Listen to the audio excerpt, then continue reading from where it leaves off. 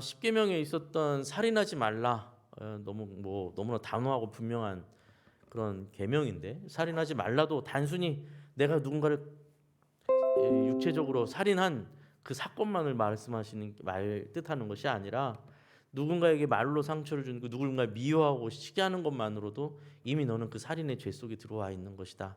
누군가를 그렇게 해도 된다고, 누군가를 고통스럽게 해도 된다고 생각하는 그 생각 자체가 이미 살인의 죄 속에 들어와 있는 것이다라는 것을 예수님께서 설명해 주심으로 인해서, 뒤집어서 말하면 어떤 영혼도, 어떤 사람도 네가 무시할 수 있는 영혼이 없고, 어떤 사람의 생명도 경히 여길 수 있는 것이 없다. 모든 생명과 모든 인격을 귀하게 여겨야 된다라는 것을 말씀하셨다는 것을 저희가 봤죠. 간음하지 말라도 마찬가지로 부부 관계를 넘어서 성적인 어떤 관계를 통해서 죄를 범하는 그 자체도 당연히 죄죠. 살인도 죄고 그것도 죄입니다. 1차적으로 당연히 그거 죄예요. 그런데 그것에서 멈추는 것이 아니라 그것을 넘어서서 네 마음의 의욕을 가지고 누군가를 바라보는 것, 정상적인 관계가 아닌, 부부 관계가 아닌 다른 관계 속에서 타인을 성적인 대상으로 삼는 것, 그 자체가 이미 간음한 것이다라고 예수님께서 말씀하심으로 인해서, 좀 더 깊이 보자면 너에게 주어진 것을 만족하고 감사하지 못하고 네 욕망과 욕구를 채우기 위해서라면 상대방을 어떤 대상화시켜서 도구처럼 여기게 되는 너의 끝없는 그 욕망과 욕구, 그 죄의 탐욕을 예수님께서 분명하게 지적하시는 것을 저희가 보았습니다. 그것을 끊지 못하면 네 눈도, 네 오른손도 끝내 너를 지옥으로 끌고 가는 그런 연약한 존재밖에 되지 않는다. 죄의 존재밖에 되지 않는다라는 것을 예수님께서 말씀하신 것이었죠. 오늘은 예수님께서 이어서 말씀을 하시는데 그 내용을 한번 같이 살펴보도록 하겠습니다. 먼저 33절 말씀 함께 읽어볼까요? 33절 말씀 한 목소리로 읽겠습니다. 시작. 또 옛사람에게 말한 바 헛맹세를 하지 말고 들었으나, 요 말씀은 이제 그 당시에 서기관과 바리새인들과 이스라엘 사람들이 이제 여기고 있는 율법의 말씀이겠죠. 이 내용은 레위기 19장 2절 말씀에 너희는 내 이름으로 거짓 맹세함으로 내 하나님의 이름을 욕되게 하지 말라, 나는 여호와니라라는 말씀이 근거입니다. 거짓 맹세로 하나님의 이름을 욕되게 하지 말라. 거짓 맹세로, 이 맹세라는 건, 거짓 맹세라는 건 하나님의 이름을 걸고 하는 맹세죠. 하나님의 이름을 걸고 하는 맹세에 거짓말을, 내용을 가지고 맹세를 하게 되면 하나님께 욕되게 하겠죠. 이거는 십계명에 또 연결되죠. 십계명의 세 번째 계명이 뭡니까? 너는 내 하나님 여호와의 이름을 망령되이 부르지 말라. 이게 세 번째, 십계명의 세 번째 계명이잖아요.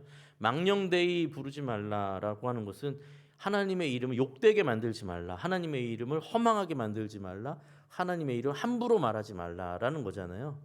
그것을 그 내용이 레위기 19장 2절에서 거짓 맹세로 하나님의 이름을 욕되게 하지 말라랑 같이 합쳐지고, 그것이 이제 이 당시 예수님 당시에는 지금 33절에 32절에 예수님께서 인용하시는 것처럼, 33절이죠. 헛맹세를 하지 말고 맹세했으면 그것을 반드시 주께 지켜라라는 맹세의 내용으로 이제 그것이 적용되고 있다라는 겁니다. 틀린 말이 아니죠. 그죠? 거짓 맹세, 헛맹세하면 안 되고 맹세를 하나님의 이름으로 했으면 지켜야 된다. 이 살인하지 말라, 간음하지 말라처럼 그 내용 자체가 틀린 내용, 말이 아니에요. 말 자체, 문구 자체는 틀린 것이 아닙니다. 그들이 그걸 그렇게 율법으로 받고 있습니다. 그리고 실제로 맹세 자체가 잘못된 건 아니거든요. 구약 성경을 읽어보면 신앙의 선조들이 맹세를 합니다. 하나님 앞에 서약을 하고 맹세를 합니다. 그리고 심지어 하나님도 맹세를 하시는 장면이 많이 나와요. 구약 성경에 많이 나와요. 하나님께서 하나님의 이름으로 이제 맹세를 하시죠. 또 히브리서 7장 20절에는 예수께서 제사장이 되신 것은 맹세 없이 된 것이 아니니라고 해서 예수님도 맹세 안으로 들어 맹세를 하시는 그런 내용들도 나옵니다. 그 맹세 자체가 잘못된 건 아니라는 거죠. 그런데 오늘 예수님께서 뭐라고 말씀하시냐면요. 34절부터 36절까지 한번 같이 읽어보겠습니다. 34절부터 36절 시작. 나는 너희에게 이르노니 도무지 맹세하지 말지니 하늘로도 하지 말라. 이는 하나님의 보좌임이요. 땅으로도 하지 말라. 이는 하나님의 발등상이며 예루살렘으로도 하지 말라. 이는 큰 임금의 성임이요. 내 머리로도 하지 말라. 이는 네가 한토록도 희고 검게 할 수 없음이라. 아멘. 예수님은 그냥 도무지 맹세하지 말라라고 하시네요. 그렇죠? 왜 이렇게까지 강하게 말씀을 하셨을까요? 예수님께서 왜 그래도 뭐 율법적으로 맹세 자체를 막고 있는 것이 아닌데, 근데 예수님은 아예 도무지 그냥 너희 맹세하지 말아라라고 말씀하셨을까요? 이제 이것이 이제 오늘 저희가 생각해보는 내용이 될 텐데요. 당시 예수님 당시에 이 이스라엘 사람들이 또 이 문화와 또 서기관과 바리새인들의 가르침 속에서 맹세를 자기 증명의 도구로만 자꾸 삼았던 것이 이제 문제인 겁니다. 이게 무슨 얘기냐면 자기를 증명하고 자기의 말을 관철시키는데 그것이 받아들여지지 않을 때 맹세를 했다라는 거죠. 보통 그렇게 되는 거죠. 이게 말이 이렇게 거창하지 사실은 뭐 그렇게 거창한 내용은 아닙니다. 사실 부끄럽지만 저도 되게 많이 했던 맹세인데 어렸을 때 특히 많이 했었습니다. 성도님 여러분은 전혀 그런 일이 없으셨는지 모르겠는데 저는 많이 했어요. 제가 이제 2살 많은 형이 있거든요. 형님이 있는데 목사님이에요. 저 형님도. 근데 이제 둘이서 어렸을 때 싸우잖아요. 옥신각신하고 싸우고 네가 맞네, 내가 맞네, 뭐 이거 내가 어저께 한 거네, 네가 한 거네, 이거 네가 버린 거네, 내가 버린 거네, 막 하여튼 말도 안 되는 거 하고 막 싸우다가 마지막에 뭐가 나오죠? 무슨 카드가 나오죠? 너 하나님한테 맹세할 수 있어? 이제 요거 나오면 이제 끝나는 거거든요. 너 하나님한테 맹세할 수 있어? 너 하나님 이름으로 걸고 맹세할 수 있어? 그러면 이제 그때 이제 양심에 같이 걸리면 아니 이거 하면서 이제 진단 말이죠. 그런 일인 거죠. 이 뭔가 자기 주장을 막 하다가 거기서 마지막에 걸렸을 때 이렇게 하나님 이름 끌어다가 씁니다. 그런데 이제 생각해 보면 단순한 사실 여부를 전달하는 데에는 맹세까지 하지는 않습니다. 무슨 얘기냐면 오늘 날씨가 참 맑대요. 하나님 이름으로 맹세할 수 있습니다. 이런 말 안 합니다. 절대로. 그렇죠? 너 더 먹지 그래? 그러면 배가 불러서 그래. 좀 더 먹어. 하나님께 맹세컨대 난 배불러. 이런 말 안 해요. 그렇죠? 그런 얘기를 하면 이상한 사람이죠. 그렇죠? 목말라요. 그래요? 하나님께 맹세컨대 하나님 이름을 걸고 목마릅니다. 이런 얘기를 할 일이 없습니다. 그럼 사람은 왜 맹세를 하느냐? 왜 어떤 상황에서 맹세를 하냐면 그 내가 지금 관철시키려고 하고 내가 설득하려고 하는 내용이 결국은 나의 이익과 어떤 목적에 걸려 있을 때 맹세를 하는 겁니다. 그렇게까지라도 해서 얻어야 되는 내용이에요. 그렇지 않은 맹세를 할 일이 없습니다. 이 어떤 이야기를 해서 이것을 설득시키거나 믿게 하거나 아니면 그것을 확신을 받게 하려고 할 때 그것이 나의 어떤 이익과 어떤 내가 계획하고 있는 것들이 이루어지는데 방해가 되니까 그것을 이제 넘어서기 위해서 맹세를 하는 것입니다. 뭐 처음에는 작은 걸 갖고 보통 맹세를 하기도 하고 그걸 요청하기도 하죠. 야, 너 네 이름 걸고 뭐 맹세할 수 있어? 네 부모님 걸고 맹세할 수 있어? 뭐 이런 식으로 막 시작하다가 나중에는 마지막에 가면 어디로 가는 겁니다. 하나님이 너 신을 두고 맹세할 수 있어? 이렇게 이제 점점 커지는 거죠. 그 무게감이 점점 커지는 거죠. 근데 예수님은 그런 식의 맹세는 아예 도무지 하지 말아라라는 겁니다. 지금 너희가 하고 있는 맹세는 그 맹세 자체가 잘못됐다라는 겁니다. 네. 맹세 자체가 성경 속에서 율법으로 금한 것이 아닌데 너희는 마치 금해야 될 정도로 금해야겠다. 너희가 하는 맹세라면 이게 너희가 맹세라고 이해하고 있다면 금해야 되겠다라고 할 정도로 잘못된 맹세를 하고 있다라는 것이죠. 하나님의 맹세는요. 하나님께서 구약에 맹세를 많이 하셨다고 했죠. 하나님께서 맹세하실 때는 이제 하나님께서 맹세하는 장면이 굉장히 많이 나오거든요. 근데 맹세하시는 장면을 보면 일관적으로 하나님이 맹세할 땐 거는 거잖아요. 맹세는 뭘 거냐면 하나님의 이름을 겁니다. 하나님 자신을 걸어요. 왜냐하면 하나님보다 큰 대상이 없어요. 그래서 하나님이 끌어다가 이렇게 붙일 대상이 없어. 하나님보다 더 큰 권위도 없고 하나님보다 더 큰 존재가 없다 보니까 하나님은 하나님 자신으로 맹세를 합니다. 나는 여호와라. 여호와의 이름으로 맹세하노니 이렇게 맹세를 하세요. 하나님보다 더 크신 존재가 없으니까. 그런데 생각해 보면 하나님께서 맹세하시면 그 하나님의 맹세하신 것은 그냥 약속이 되고 역사가 됩니다. 왜냐하면 하나님께서 맹세하고 계시고 하나님께서 뜻하신 바를 막을 수 있는 존재가 없어요. 그것을 그 일을 번복되게 만들 수 있는 힘이 있는 존재도 없어요. 하나님께서 맹세하셨다는 것은 지금 당장이 아닌 미래 시점에 어떤 이걸 맹세하셨다면 그것은 역사입니다. 곧 바로 역사가 됩니다. 그게 이제 하나님의 맹세지 속성이겠죠.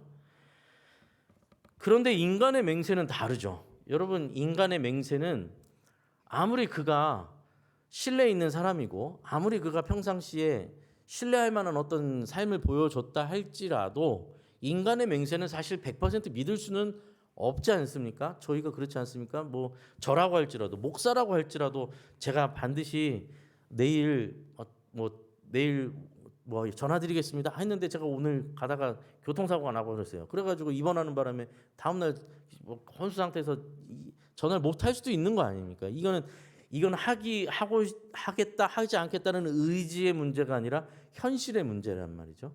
인간은 그 현실 속에 갇혀 사는 존재거든요. 그렇죠?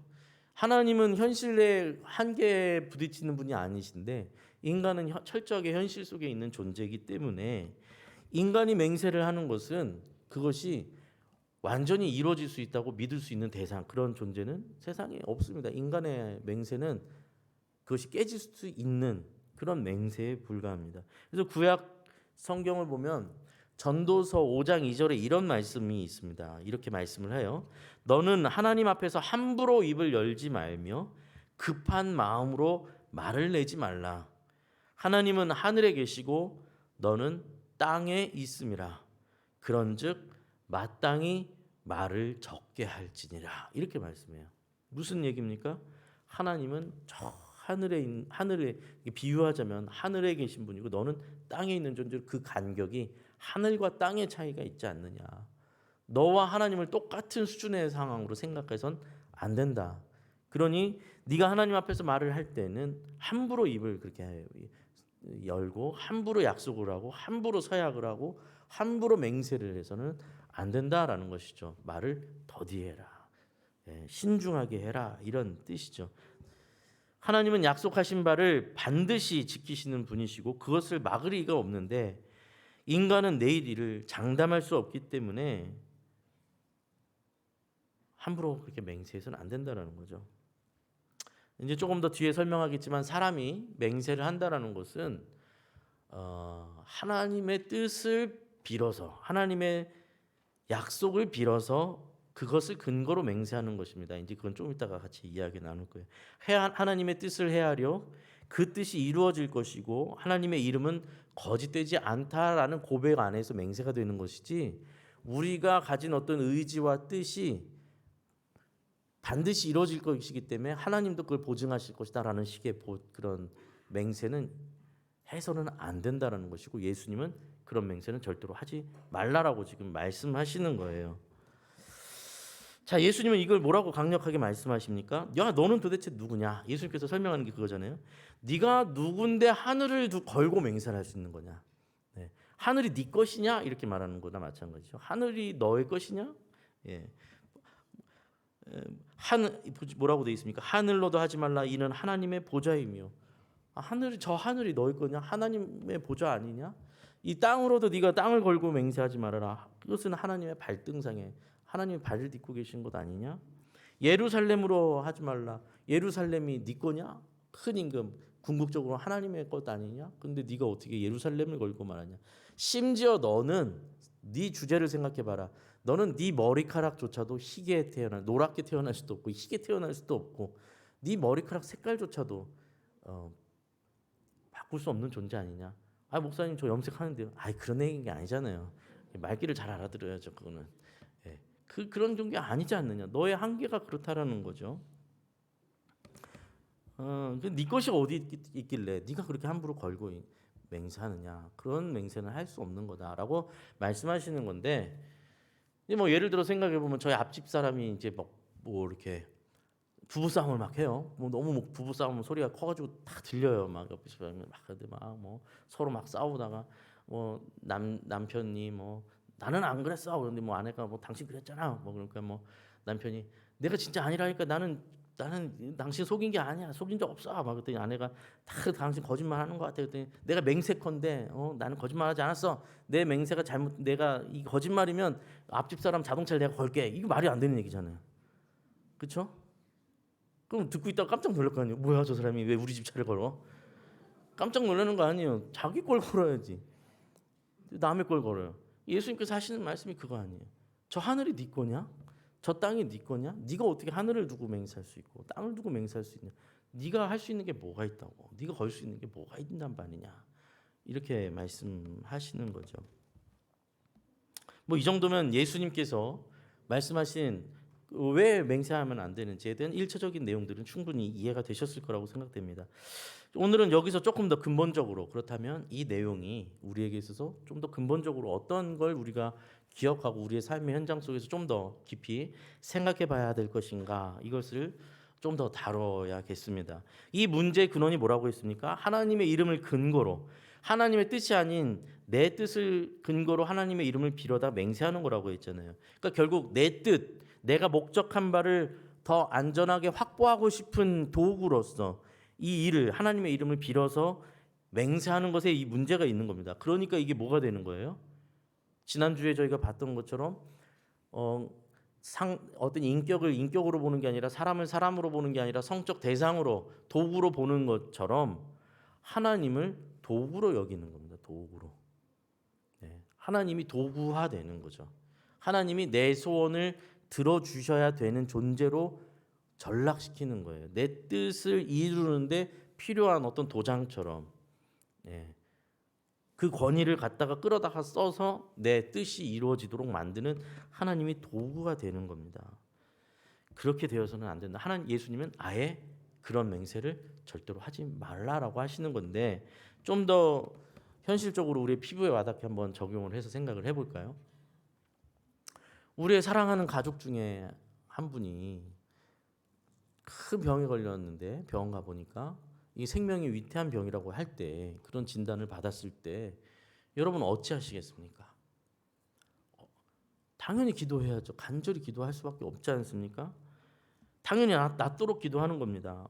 살려달라고 간절히 기도할 겁니다. 저도 당연히 그럴 겁니다.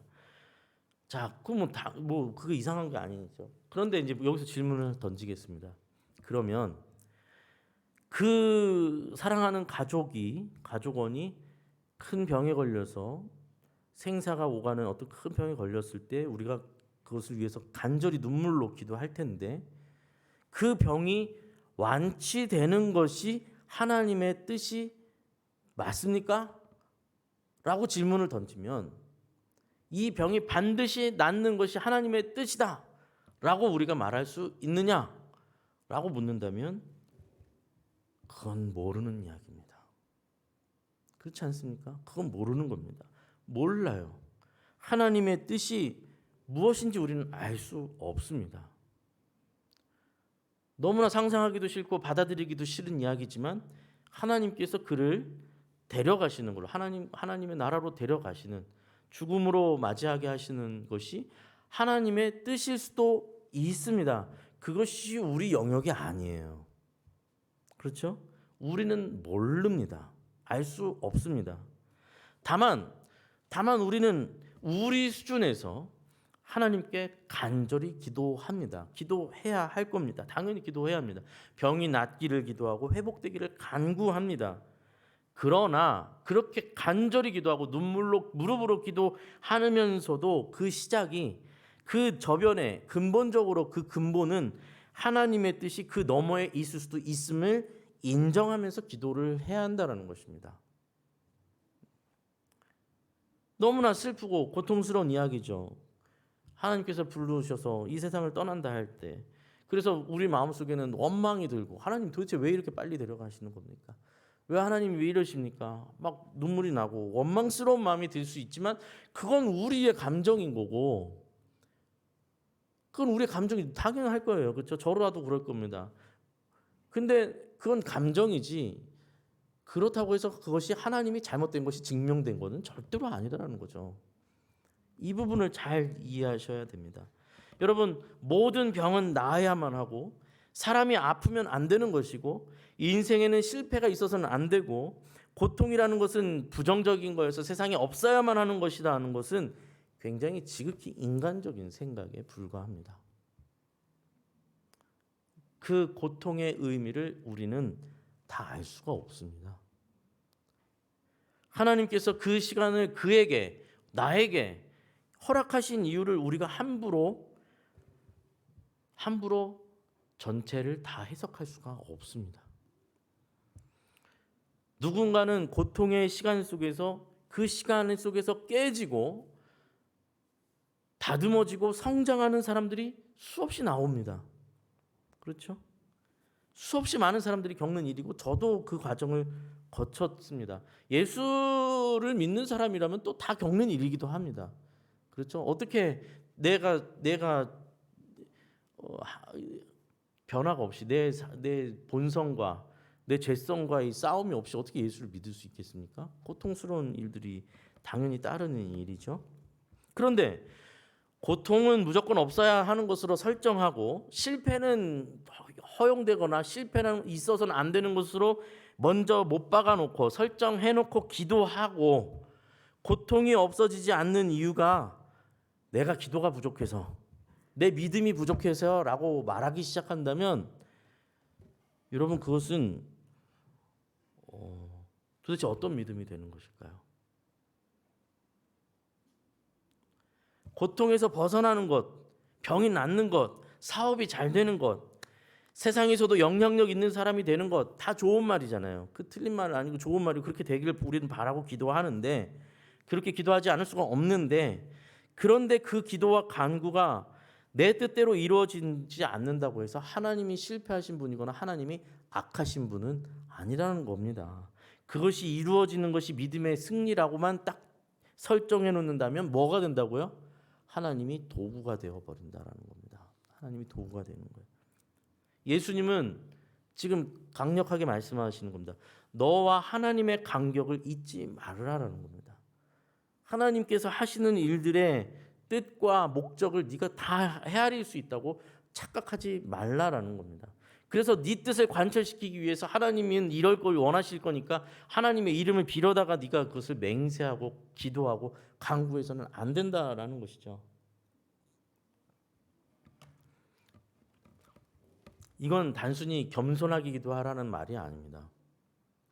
그럼 어떤 태도가 겸손해라 이런 것이 아니라 네가 누구인지를 잊으면 안 된다라는 거예요. 그래서 뭘 얘기하시죠? 37절에 오직 너희 말은 옳다 옳다 아니라 아니라 하라. 이에서 더 지나가는 것은 뭐라고요? 악으로부터 나는 거래요. 아니 그게 또 뭐 악까지 나옵니까? 악이라는 겁니다. 왜요? 왜 그렇습니까? 나한테는 이런 미래가 준비되어 있고 나한테는 반드시 이런 미래가 와야 되는데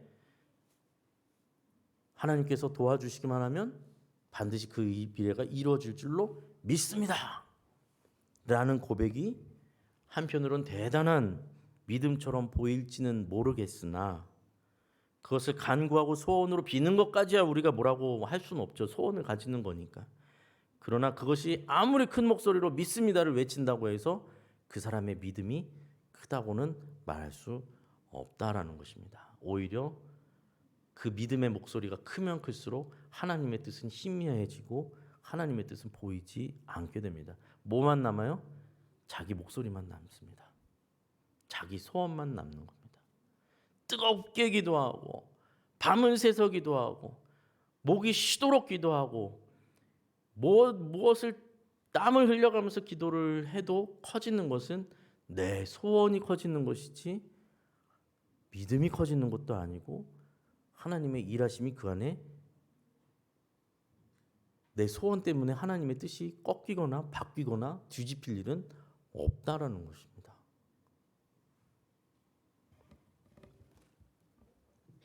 우리는 열심히 살아야 됩니다. 부지런히 살아야 되고 최선을 살아야 합니다. 오늘 우리에게 주어진 현실과 자리에서 도망가지 말고 살아야 합니다. 왜 갑자기 이 얘기를 할까요? 잘못하면 우리는 현실 도피성 신앙을 가지기가 쉽습니다. 내게 주어진 이 현실을 부정하는 거죠. 왜냐하면 아프면 안 되는 거니까. 실패는 있어서는 안 되는 거니까. 이건 하나님이 기뻐하시는 일이 아니라고 생각하니까. 있어서는 안 될 일이니까. 무조건 여기서 탈출해야 되는 거니까. 그러면 어떻게 돼요? 현실과 맞부딪혀서 그 현실의 의미를 묻고 하나님 앞에 묻고 그 현실의 고통 속에서 하나님께서 나에게 뭘 말씀하시는지 내가 이 속에서 무엇을 깨달아야 되는 것인지 하나님이 왜 이런 현실을 내게 허락하셨는지 혹 이것이 내 욕심과 죄로 말미암은 것은 아닌지 자기를 돌아보기도 하고 그런 것은 아닌 것 같은데 왜 이런 일들이 일어나고 있는가? 하나님께서 도대체 날 왜 이 사망의 음침한 골짜기로 이끄셨을까? 그것을 묻고 기도하며 하나님 원하건대 저 이 연약한 믿음으로는 이곳에서 혹시 넘어질까 두렵습니다. 하나님 내게 믿음을 주십시오. 내가 이것을 이겨내게 해주십시오. 하나님의 때를 기다리게 해주십시오. 할 수만 있다면 하나님 여기서 빨리 벗어나게 해주십시오. 하나님께서 도와주시기를 원합니다. 하나님 낫게 해주시기를 원합니다. 하나님 이것이 전화위복되기를 원합니다. 기도하는 것과 문제가 아니죠. 그런데 그 근본이 뭐라고요? 그렇게 될 수도 있고 아닐 수도 있는데 하나님께 이 주권이 있다라는 것을 인정하고 기도를 해야 되는 거기가 믿음의 자리죠. 거기가 믿음의 자리. 먼저 이 현실을 받아들이는 것에서부터 믿음이 시작되는 겁니다. 이 현실을 주시는 아니면 여러분 지금 우리에게 일어나고 있는 이 고통과 무슨 문제들이 다 하나님이 아이고 놓쳤다 너한테 떨어져 버렸네 물이 튀듯이요. 예? 그래서 우리한테 온 겁니까 그러면? 아니라는 거죠.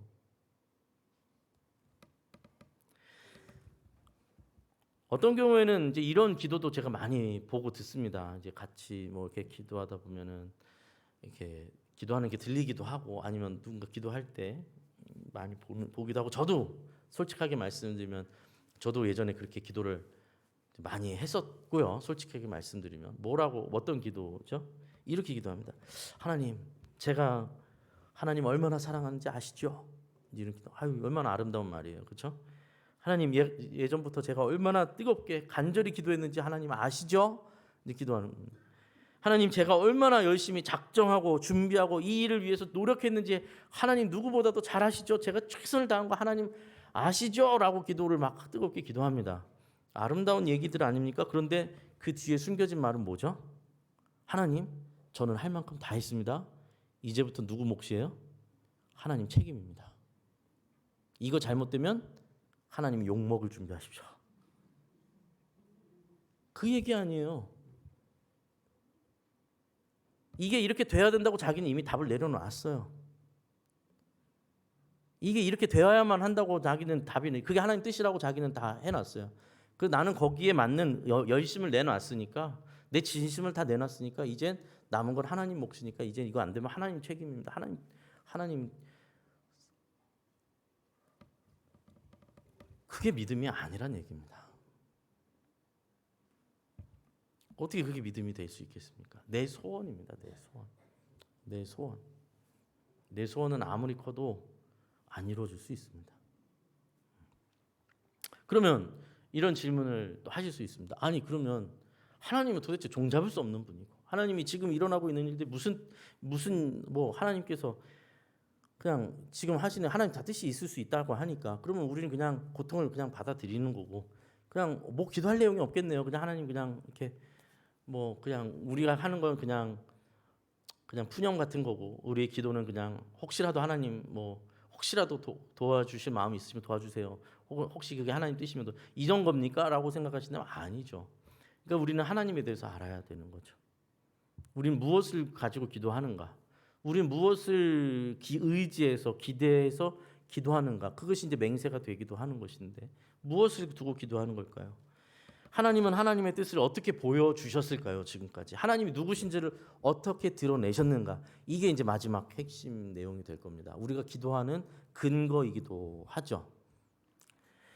아담과 하와가 선택한 죄가 인류의 타락의 시작이 되었습니다. 우리가 사실 지금 얘기하고 있는 고통과 괴로움은 성경에서는 죄로 인한 것이라고 다 설명하고 있죠.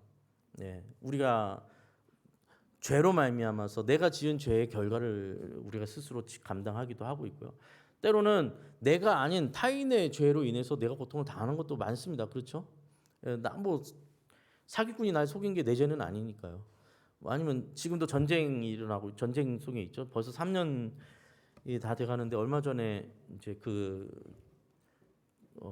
어떤 뉴스 기관을 통해서 보니까 지금 그 이스라엘 같은 경우에도 희생당하고 있는 사람들의 70%가 그 여인들과 아이들이라고 해요. 죽는 사람의 70%가. 그러니까 얼마나 억울하고 얼마나 안타까운 죽음입니까? 그러니까 이 죄악으로 인해서 어그러진 세상이 수많은 비극을 일으키고 있고 고통을 일으키고 있는 것 아닙니까? 그러니까 아담과 하와로 인해서 인류가 완전히 절망 속으로 빠져 있는데 그래서 하나님 그걸 내버려 두시는가? 하나님 뜻은 도대체 알 수가 없으니 하나님 뜻은 도저히 뭐 우리는 헤아릴 수 없으니 뭐라고 할 기도도 없지 않는가? 그 얘기가 아니죠. 왜냐하면 하나님은 그렇게 타락한 인류, 그렇게 길을 잃어버린 인류를 위해서 하나님의 아들을 보내시고 아들이 희생하여 인류를 회복시키시는 역사를 우리에게 보여주셨습니다. 지금 제가 드리는 이 예가 성경 전체에서 계속해서 반복되고 있는 이야기들이에요. 이스라엘의 실패는 우리가 누가보다 잘 알아요. 그렇죠? 이 구약의 이스라엘은 결국 망합니다. 하나님을 버리고 떠나 버리고 우상을 숭배하고 결국 망해서 강대국들에게 포로로 끌려가고 그냥 이스라엘 자체가 그냥 망해 버립니다. 그 이스라엘을 향했던 하나님의 뜻은 끝날까요? 거기서? 그래서 이스라엘이 망했고 우리는 우리 죄값을 받았으니 끝났어. 이렇게 하나님 두지 않으시고 요즘 저희가 새벽에 사도행전 말씀을 보고 있는데요. 성령이 임하심으로 인해서 예수님의 제자들과 예수님을 따르던 무리들에게 성령의 역사하심으로 인해서 그들이 성령을 받아서 유대인에서부터 시작해서 온 열방을 향해서 복음이 전파되어지는 통로로 하나님께서 다시 이렇게 세우시더라라는 겁니다. 국경을 다시 세우는 것을 넘어서서 단순히 이스라엘이라는 나라를 그 국경과 주권을 회복하는 걸 넘어서서 이스라엘을 통해서 하나님의 나라가 확장되는 일을 하나님께서 하시더라라는 거죠. 그 하나님의 일하심을 보여주시는 거죠. 하나님의 선하심이 죄와 타락의 결과를 덮어내시면서 승리하시는 걸 보여주신다는 거죠. 예수님을 죽일 때, 예수님을 십자가에 못 박을 때 종교 지도자들은 악한 마음을 가지고 저 예수를 없애야 된다, 우리의 기득권을 위해서라도 저 예수를 없애야 된다라고 생각하고 예수를 끝내 십자가에 못 박습니다. 온 힘을 다해서 서로 합력해서 예수를 십자가에 못 박아요. 이게 끝이라고 생각했거든요. 이러면 우리의 승리다라고. 실제로 예수님 십자가에서 못 박아 죽으셨잖아요. 죽으시니까 이제 승리했다라고 생각했습니다. 그렇죠? 거기가 끝이라고 생각했죠. 그런데 하나님은 부활이라는 그 기적을 말미암아서 구원의 길을 열어내시고 예상할 수 없었던 이것이 승리라고 생각했던 자들에게 완전한 패배를 안겨줍니다. 사망까지도 이기시는 것을 보여주셨죠. 베드로가 예수님을 위한다고 나서는 장면이 나오잖아요. 예수님께서 내가 예루살렘에 들어가서 죽게 된다. 베드로가 막 혼내듯이 예수님한테 말하죠. 예수님 그런 말씀 하지 마십시오. 무슨 말씀입니까? 예수님 절대 그런 일이 일어나지 않습니다. 예수님 죽도록 내버려 두지도 않을 겁니다. 뭐 이런 식으로 얘기한단 말이죠. 예수님 그런 일은 없습니다. 그랬더니 예수님 뭐라고 말씀하십니까? 사탄아 물러가라.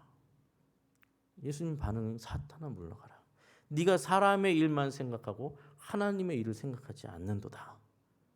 라고 말씀합니다.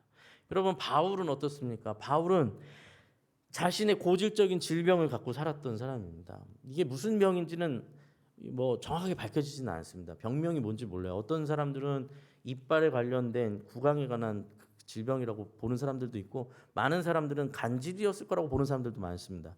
얼마나 불편하겠습니까, 간질. 예, 뭐 이렇게 사람들 앞에 나와서 갑자기 설교하다 갑자기 정신을 잃거나 뭐 이러면 그 본인이 얼마나 본인도 괴롭고 자기가 생각할 때는 본인이 생각할 때는 아니 이게 하나님께 영광이 지금 복음을 전해야 되고 말씀을 전해야 되는데 내가 이렇게 쓰러져 버리면 사람들이 이 말을 믿겠습니까? 이런 마음도 들 거 아니에요. 그러니까 하나님 앞에 하나님 질병 이 병을 고쳐 주십시오라고 기도합니다. 그런데 하나님께서는 바울에게 뭐라고 답하시죠? 너의 은혜가 너에게 족하다라고 말씀하십니다. 네 은혜가 내게 족하다. 이는 내 능력이 약한 데서 온전하여 짐이라. 정작 바울은 다니면서 하나님의 성령의 역사하심으로 병자들을 다 고쳐요. 막 고치는 일들이 막 일어나는데 정작 자기 자신은 그 질병 가운데서 살았어야 됐습니다. 아니 병이 다 낫는 것이 하나님 뜻이면 왜 바울은 병을 안 낫는 겁니까? 하나님은 바울의 그 연약함, 육신의 연약함을 두심으로 가시같이 두심으로 인해서 바울 자신도 교만해지지 않도록 늘 막아주셨고 또 하나님께서 약한 자를 들어서 강한 자를 머리 숙이게 하시는 하나님의 능력, 권능을 보여주시기도 하셨습니다. 우리가 믿는 것은 그렇죠. 뭡니까? 우리는 무엇을 의지해서 기도하는 겁니까? 그렇다면 우리가 믿는 것은 이겁니다. 악의 세력이 악이 파괴하는 그 고통, 악으로 말미암은 고통보다 하나님의 회복의 능력이 더 크다는 것을 믿는 겁니다. 죄의 파괴의 역사보다 하나님의 구원의 역사가 비교할 수 없이 크다는 것을 믿는 겁니다. 하나님께서 그리해 오셨고 지금도 그 일을 하고 계시고 앞으로도 그 일을 하실 것이라는 것을 믿는 겁니다. 그것이 순간순간 어떤 모양으로 이루어질지는 알 수 없고 이 병이 낫는 것이 또 이 병이 혹은 오래가는 것이 이 병으로 말미암아 심지어는 사망에 이르는 일이 있을지라도 그 고통과 비극보다 더 큰 것으로 덮으시고 더 크게 아름답게 만들어 가시는 하나님의 역사와 하나님께서 일하심과 지금까지 인도하시고 지금까지 일하시고 앞으로도 일하심을 믿고 신뢰하는 것에서 우리의 기도는 시작되는 겁니다. 그렇죠? 우리의 방법을 넘어서시는 하나님, 우리의 기대보다 더 큰 일을 하시는 하나님.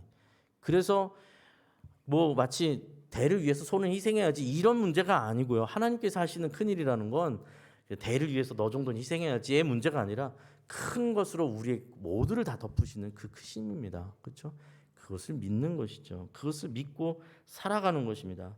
그래서 하나님의 긍휼을 구하면서 우리는 기도합니다. 병이 낫기를 위해서 기도하기도 하고 애쓰고 노력하는 일들이 순적하게 이루어지기를 우리도 기도하고 저도 위해서 기도하고 있습니다만은 그러나 하나님을 절대로 도구로 여기지는 않아야 합니다. 네. 하나님의 크신 뜻 안에서 이루어지기를 기도해야 합니다. 네. 여러분 죄의 본성은 탐욕이잖아요.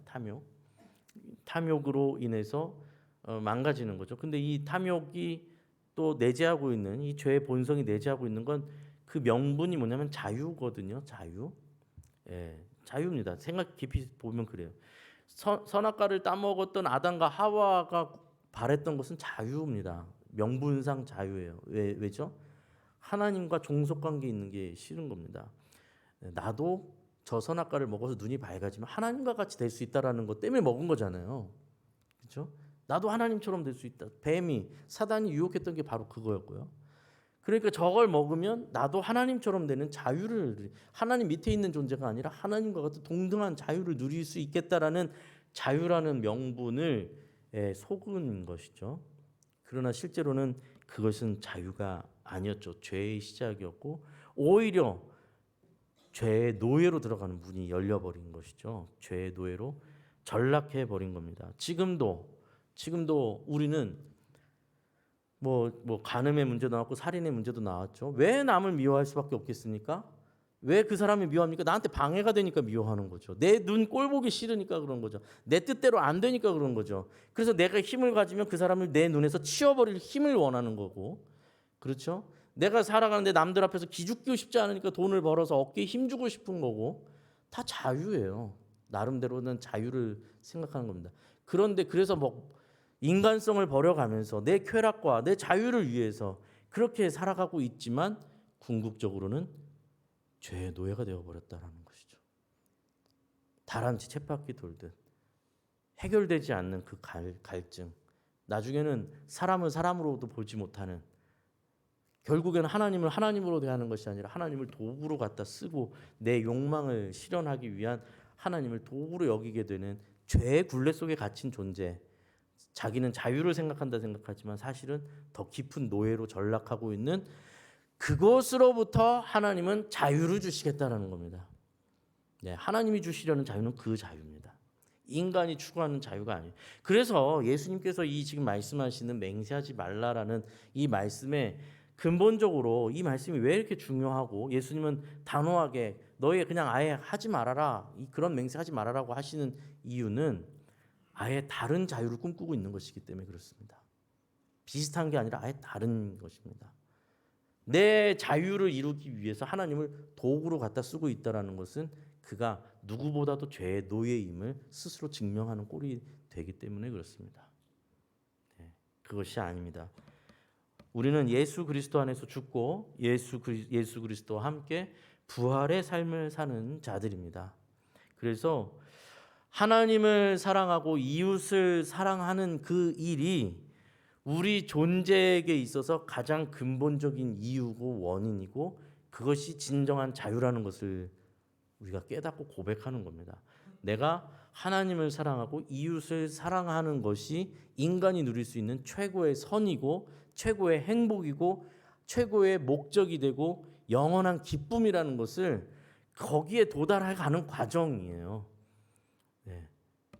통장에 얼마가 쌓이고 내가 어느 정도 차는 타봐야 되고 내가 어느 정도 명품백을 매봐야지가 인생의 목적이 아니고 하나님을 사랑하고 이웃을 사랑하면서 내 인생의 목적과 기쁨과 근원이 채워져 가는 것을 느끼는 그런 다른 사람, 새 사람이 되어가는 과정, 거룩한 하나님의 형상이 회복되어져 가는 그 길에 우리를 부르시고 자유를 주시고 계시다라는 겁니다. 이 고백, 하나님 내게 자유를 주소서. 이 죄악된 세상 속에 죄의 굴레에 갇혀 사는 존재가 아니라 이 죄의 사슬을 끊고 때로는 어렵기도 하고 때로는 부족하기도 하고 때로는 아프기도 해도 하나님의 크신 뜻을 신뢰하면서 물론 하나님 덜 아프게 해주세요라고 기도하게 될 것이고 하나님 이 일이 잘 되게 해주세요라고 기도는 하겠으나 그러나 하나님의 크신 뜻 안에서 이루어지는 것이라면 모두 감사하게 여기며 내 삶이 하나님의 크신 뜻 안에서 아름답게 이루어져 가고 있음을 믿고 하루하루를 현실을 받아들이고 살아가는 그러한 인생이 우리의 길이라는 것을 믿고 고백하는 저와 사랑하는 시흥평안교회 성도님들 되시기를 간절히 소원합니다. 기도하겠습니다. 하나님 아버지 감사합니다. 참으로 우리의 욕망이 우리의 주인이 되지 못하게 하시고 하나님의 뜻이 하나님의 말씀이 하나님의 선하심이 아버지 우리의 통치의 근거가 되고 우리의 통치의 주인이 되시고 우리의 기도의 근거가 되시어 하나님의 그 신실하심을 믿고 그 하나님의 이름으로 우리가 기도하고 그 하나님의 이름으로 약속을 하고 그 하나님의 이름으로 간구하는 저희들 되기를 간절히 소원합니다. 이 죄악된 세상의 사슬에서 벗어나게 하시고 하나님의 백성으로 자녀로 살게 하여 주시옵소서. 이제는 우리 주 예수 그리스도의 은혜와 하나님의 무한하신 측량할 수 없이 크신 사랑과 성령님의 보호하시고 인도하시고 교통하심이 이 자리에 나와서 주의 말씀 앞에 서며 주의 말씀을 기준으로 나의 생각과 꿈과 미래를 생각하게 나아가기를 소원하는 여기 있는 모든 하나님의 백성들 자녀들 머리 위에 삶의 터전 위에 이제부터 영원까지 함께하여 주시기를 간절히 축원하옵나이다. 아멘.